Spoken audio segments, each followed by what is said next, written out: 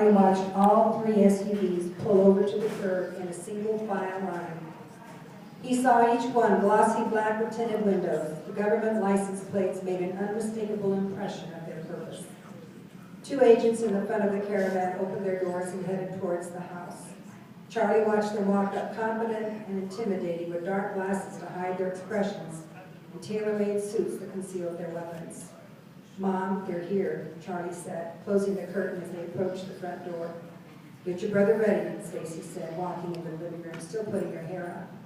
Charlie got Vance's wheelchair set up for him, making sure his shoes were on and tied, buttoning up his shirt and straightening out his collar. Charlie got very close to his brother. "Vanny, some people here are going to take you away for a little while, okay?" Charlie said, brushing Vanny's hair. "They're going to take care of you, and soon you'll be better again." Charlie gave his brother a hug and told him to stay strong. Looking into his brother's eyes, Charlie knew he was going to be okay, and that's all he needed. Charlie answered the door when he heard the agents knocking. The two men in black said nothing but stood vigilant on the front porch. Stacy wheeled Vanny outside and was escorted by the two agents to the black van that had just pulled up. Once inside, black hoods were pulled out. All the vehicles were gone. "Come on, are these really necessary?" Stacy said, moving her head around, avoiding the hood. "Mrs. Larkin, these are merely precautions we need in order to protect our interest as well as yours," Dr. Sorkoff said in a heavy Russian accent. "You agreed to these terms when you signed the contract."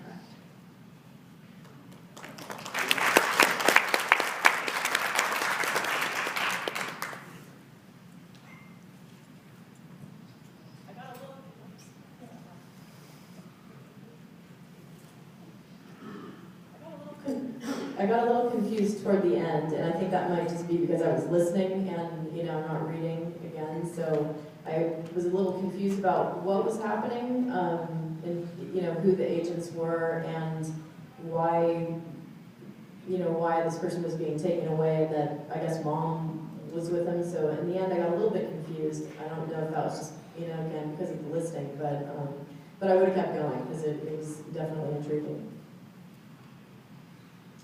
Yeah, I agree. There was nothing that, no huge red flags that kind of jumped out that would make me stop reading.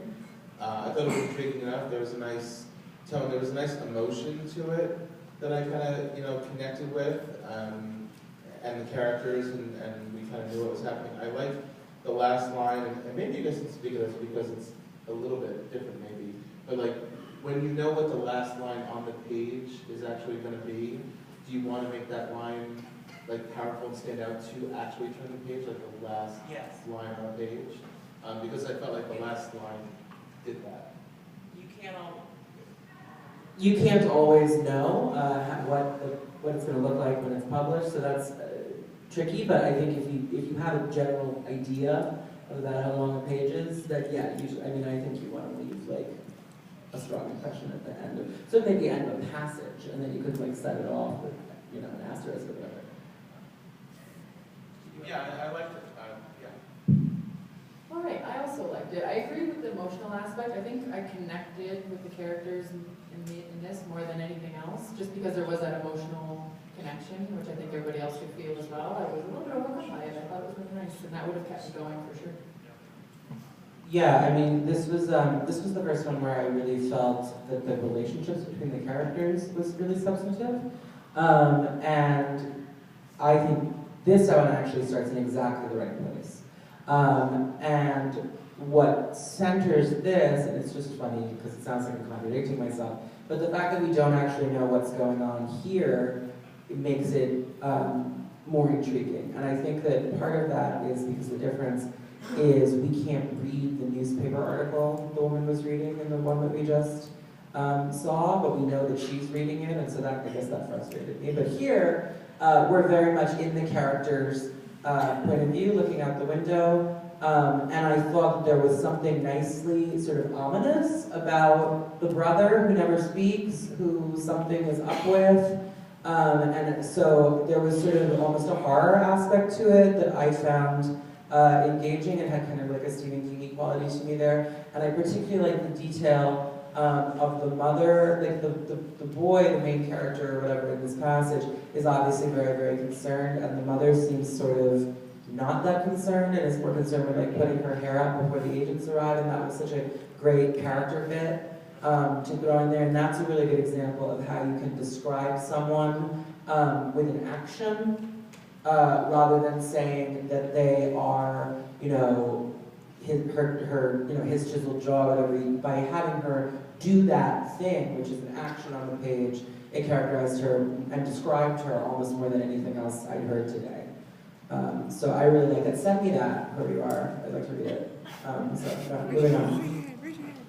Yeah, I too, I like this one. The last one and this one I thought were really the two strongest so far. And I think if you compare the two, just in the sense of how much description you get in one page is not a long time, but when you have really strong, solid writing and a great setup, it's incredible how much can be conveyed in one page. And I think we saw that in both of these queries, or both of these first pages. I mean, there were so many myriad of things that were going on in this one first page, and you had such a good sense of the characters, the setting. It was very intriguing. I think everybody, I was wondering what's going to happen next. What happened before to get us here and what's happening next? Where do we go from here? So I thought there was really a lot of very strong narrative writing and dialogue and character description in that one. I liked it. And if I could just point out, that was easily, even more so than the previous one, the most cinematic scene that we saw. That scene is a movie scene. It is visual, it is compelling, it is cinematic. You get the tension on the screen, you get the visuals, you get the contrast between the house and the agents and the doctor and the thing and everything going on. Like that, 100 times more than any other scene that we read was a cinematic scene. And if I can make one criticism that I think would be like a good fix, and it stood out to me because the rest of the writing was so active. There was one passively constructed phrase, when the hoods come out in the car. It was like once they were in the car, hoods were, so I didn't catch the exact wording because if you were listening, but it was, I just think that when you have something that's like written very urgently, it's important to maintain that tone. So if something more like, you know, whoosh, the hoods came down over their heads, or something like that, that's like active, you don't need a sound effect necessarily. But, you know what I mean? Like something that's more, this is something happening as opposed to, and then this thing happened. It's just a construction thing. That was really my only, the only thing that stood out to me as like, maybe fix it. But otherwise, I thought that was very strong.